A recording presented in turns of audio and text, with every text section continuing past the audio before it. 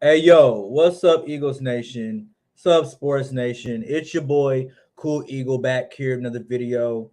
Now, normal circumstances where a certain team doesn't blow a game six and force a must-win game seven in Boston after having a 3-0 lead, we be more cheery right now. But despite all that, hope you guys are having a more fantastic night than I am. And I know a lot of y'all are seeing this game and wondering what the fuck happened. So I'm going to tell you exactly what happened in a finite amount of time because I have things to do. And so remember, like, subscribe, get this content out there. So starting off, the Miami Heat blew a game six. Okay. And if you watched my last video, I told you that if Miami were to blow this game six and force the game seven in Boston, they might as well pack it up because now it's a tie series. You have a team that has a more talented roster than you. Now they really believe they can beat you, especially after that last minute tipped in shot that I didn't even see. I was focused on the Marcus Smart field goal miss. I didn't even see Derek White tip it in because the last thing that I saw was when they said Miami wins series 4-2, and then they played the replay of Derek White 50-yard hairline ass tipping the ball in, and they reviewed it, and the rest is now history. Because now the Boston Celtics are about to be the very first team to pull off a 3-0 comeback in the Eastern Conference Finals out of 149 times. They're about to be the only team that does it. I was talking all this shit about Joe Mazzulla, young coaching staff, Heat culture, Pat Riley led team, all that shit. That game was terrible. Jimmy and Bam Adebayo were nowhere to be found for three quarters. They were 7 for 35 at the 6-minute 54-second mark in the fourth quarter. And the only reason that we stayed in that game was because of Caleb Martin and Gabe Vincent coming off the bench. I mean, yeah, shooting 9 for 17, 5 for 6 from a three in the first half. And that's the only thing that kept us from being demolished by that Jason Tatum 25-point first half. Now, we did a good job at holding Jason Tatum to less than 10 points in the second half. He was 0 for 3 from the entire game. Okay? And I thought that Williams' injury would have presented more opportunities for the Miami Heat, but it didn't because we couldn't go on, we couldn't buy a shot in the third quarter. Marcus Smart was lighting our asses up. The referees were calling fouls and putting the Celtics on the free throw line because almost consistently every time a Miami Heat touched the Boston Celtic, a Celtic was at the free throw line. It's absolutely ridiculous. Like, this is the first time I've ever seen a Eric Spoelstra team play so bad in the paint. They were 9 for 41 for three quarters in the paint. That has never happened ever in an Eric Spoelstra led team. Never, ever, ever. So now you're 9 for 41 from the paint. You're letting Boston have whatever shot they want. Like, Jason Tatum is just driving up the middle. Al Horford it was just ridiculous. So now we have a game 7 in Boston that should have never happened. That should have never happened. And now you're going to have fanboys like Shannon Sharp come up on Monday talking all this nonsense when the culprit of this possible 3-0 comeback is the inability of the Miami Heat to shoot consistently. They were one of the worst three-point shooters in the regular season. They've been that way for these past two games. They managed to get it together in the second half. I think they were a little under 50% for this game. But the fact that we couldn't get anything going in the paint was beyond me. Beyond me. I can't even. Oh, I just can't believe it. But the fourth quarter, Jimmy Butler was Jimmy Butler. When he made those 3 field goals, I thought we seriously had a chance to end this series. He made 3 consecutive, something that nobody see coming. Like, I was there. And we just couldn't close out the deal. Derek White tips the ball in. Miami Heat. I don't know. This is scary territory now. This is very scary territory. I don't know if y'all noticed that, but you literally had a team that was 3-0 in the finals. Now, mind you, I understand because I said it last video. If you watch my last live, I said that Boston has the more talented roster. It's the mental aspect of the Miami Heat culture that was the difference. And Jimmy Butler and Bam Adebayo just couldn't buy a shot in the first half. Jimmy Butler was 2 for 10 going into the second half of this game. Couldn't buy a shot. Like, we couldn't draw a foul. Even though it appeared like the refs were getting us free throws, but we couldn't capitalize and make a run. So I don't know. I don't know. The NBA agenda. Usually I would blame the NBA agenda right now, but I can't blame the NBA for this. This is on the fault of the Miami Heat letting the snake in the hen house, giving up 2 games. One game of which you had a 9-point lead in the third quarter, and since then you've made Boston Celtics look like superheroes. They literally couldn't be stopped. And you had a chance to close them out this game. You had a chance. But no, you went 9 for 41 in the paint. You couldn't stop fouling, even though we could argue some of those calls were a little suspect. But I'm glad the fans of basketball got what they want, because now we got a game 7. I'm sure the Celtics are going to be a heavy favorite. And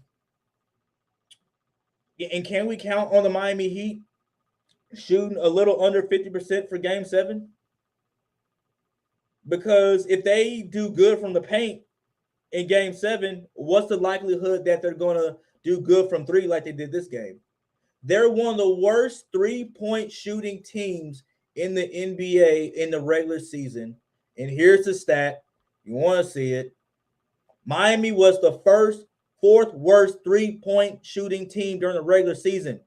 So that tells you that when they can't shoot the 3 ball, they are vulnerable.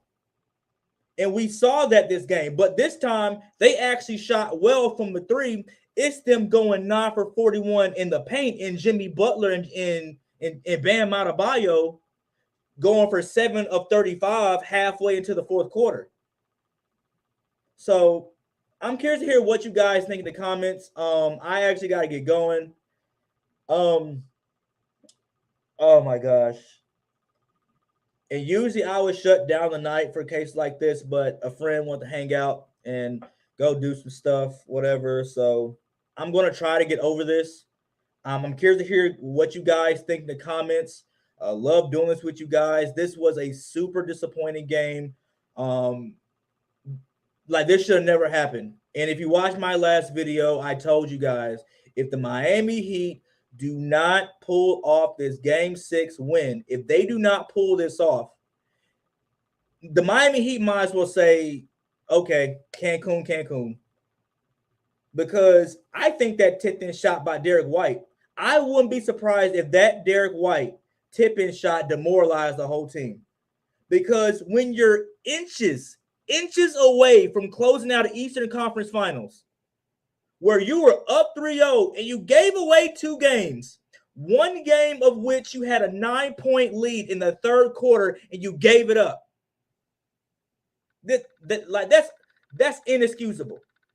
What's also inexcusable is Jimmy Butler and Bam Adebayo going 7 of 35 halfway into the fourth quarter. Now, we're not going to dismiss what Jimmy Butler did in the fourth quarter, like to bring the game back to, a winnable scenario, making those 3 free throw attempts, even though I'm still a little pissed off that you gave fucking Duncan Robinson a game-winning field goal attempt. Why the hell he just missed his last his last 3-point attempt, and now you're going to give it to him again with 20 points, like with 20 seconds left in the game? How stupid is that? I want to know if Pat Riley called that or Eric Spoelstra called that shit, because that was one of the dumbest. You have Jimmy Butler, who was playing like ass for 3 quarters. You have Bam Adebayo, who's playing like ass for 3 quarters, up until halfway into the fourth quarter, until the 6:54 mark. And you give Duncan Robinson a game? Oh, come on. Anybody with a right mind is not giving Duncan Robinson that damn shot. Where's your superstars at? Where's Bam Adebayo? Where's Jimmy Butler? No, I'd rather you have Bam Adebayo take the 3-point shot than Duncan Robinson. Now, that sounds stupid to say, but damn, like, why can't the leaders of the team take game-winning field goal shots?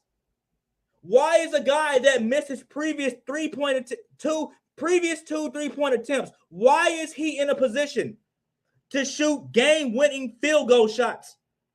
That should never happen. And what also should not happen is giving up a 3-0 lead. That also shouldn't happen. Again, one of which where you had a 9-point fucking lead. I just don't. Man, the media is about to eat this up on Monday. I can already see it. First Take, Nick Wright, Shannon Sharp. Man, Skip Bayless said that he was probably not going to be around to see a team to win 3-0. Now his ugly ass going to be around to see a team come back from 3-0. I just can't believe this shit, man. And if y'all type it in the comments, I can't see you. I'm on StreamYard. I'm not trying to ignore y'all. So again, thank y'all for showing up and showing out for your boy. Again, like, subscribe, get this content out everywhere. Oh, this is going to be one of the biggest meltdowns in Eastern Conference Finals history. And especially under a Pat Riley-led organization. Pat Riley has never flamed out this bad, as far as I can remember, because the man's been coaching since the goddamn 70s. So I mean, 30 years before 30 years before that, I don't know what he did. But from my 28 years of life, I've never seen a Pat Riley-led organization give up this kind of lead. You're up 3-0. Boston was supposed to be, okay, it'd been okay if you gave up game 4, even though it's at home, and you win it in game 5 on the road. That'd been cool. But then you had a 9-point lead in game 4. You gave it up. And ever since then, Boston is ripping off 3 straight. Wow. And y'all already know the Boston Celtics are going to be favorites going into this game. Game 7 in Boston. And y'all know how the Boston refs are. Like, y'all know how the Boston media is. They're going to run this narrative all the way into tip-off about how Celtics made a miraculous comeback, even though they haven't won yet. But the way they're playing and how they came back after being down 3-0, these guys are – you giving Boston new life. And like, they already had life after they won the second straight game you gave up. But that tip-in shot by Derek White, man, we better hope that shot didn't demoralize uh, the Miami Heat. That's the one thing we hope, and hope is scarce right now because now we're in dangerous territory. You have to go into Boston, and we have to go into Boston and pull off a win. And how we're going to do that? Well, the formula of Boston is simple. Jimmy Butler and Bam Adebayo can't go 7 for 35 all the way up to halfway to the fourth quarter.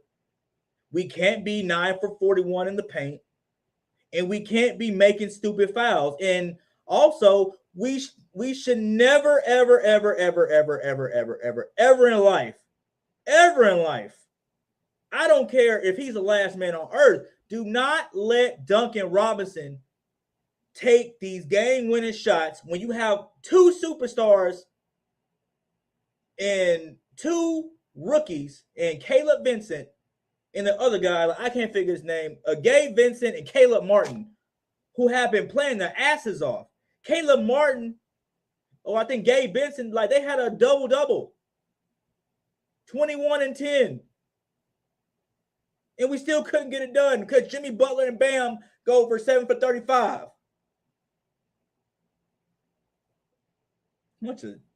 I just can't believe it, man. I'm gonna read some. I just can't believe it, man. This is crazy. This is crazy, man. We struggled from the mid range. We couldn't stop anybody from dominating the paint, even though we were terrible in the paint. In certain spurts, we were struggling to get the shot off because there was so much passing that the shot clock was going all the way down 5 before a shot attempt was being taken. You can't do that, even though that's how old school basketball is being played. But for the style of play that Miami has, you need to put the hands, you need to put the ball in the hands of your shooters. Gabe Vincent and God damn, I keep forgetting and Caleb Martin. You need to put the ball in their hands. They have been your sharpshooters this whole series. And arguably, you could have won game 4 if you would have had Caleb Martin, who sprained his left ankle. Like, just a lot of silly mistakes by the Miami Heat. Jimmy Butler and Bam Adebayo did not show up to play today. Well, up until the fourth quarter, because again, I'm going to give Jimmy Butler his flowers for what he did to bring this game to, back to it being competitive. I'm going to do that. And thankfully, I have a D-Wade jersey on. You know what I'm saying? I wasn't going to waste no money on no Jimmy Butler jersey because I'm not a fanboy of Jimmy Butler. I just appreciate Miami basketball. And today, Miami basketball failed me. Like, I'm so glad I didn't bet on this game because I would have been even more pissed. Y'all would have seen me more irate. I probably like would have had to roll something up just to get over this shit. Matter of fact, I'm about to roll something up now, like just as soon as I get off this damn live, because I need an antidepressant because your boy is depressed right now, man. I was talking all this jazz about Denver and Miami, only for Miami to give up 3 straight games, one of which you had a 9-point lead in the third quarter, and I'm going to keep driving this home. You had a 9-point lead in the third quarter. You gave it up. This game, you have your 2 superstars, if you call them superstars, because I don't know, some of y'all don't consider Jimmy Butler a superstar because he doesn't play that well in the regular season like he does in the playoffs. I don't know what y'all think of Bam Adebayo, but they didn't show up. 7 of 35, going to halfway to the third quarter. You get quality minutes from everybody else. Caleb Martin played well. Gabe Vincent played well. You get quality minutes from Kyle Lowry. I think you should have kept Kyle Lowry in the game. I don't know why you took him out.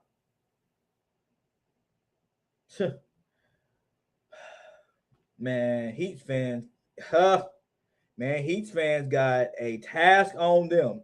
We got to go into Boston for game 7. Something that's not even supposed to happen. But I'm curious to hear what you guys think in the comments. I'm about to get out of here. I'm already about to be late. I said I was going to be in my destination by 11:15. It's 11:08. It's a fucking 20-minute drive. I'm just going to lie and say I got caught in traffic. Y'all know how y'all be doing. Like, we all be running late and shit. You know what I'm saying? Y'all make up lies. Be like, oh, yeah, I got out the door. Or maybe that's just me, and you know what I'm saying? But remember, like, subscribe, get this content out there. Love doing this with you guys. Again, I mean, we gotta see what happens to Game 7 on Monday. But we know how the media is going to flip this story. I don't even want to see the post game interviews right now because there's just no excuse for what happened, none. But y'all take it easy. Y'all have a good night. Rest of y'all's weekend. I'll catch you guys tomorrow. And for y'all that didn't catch the live, catch you on the playback. Peace out.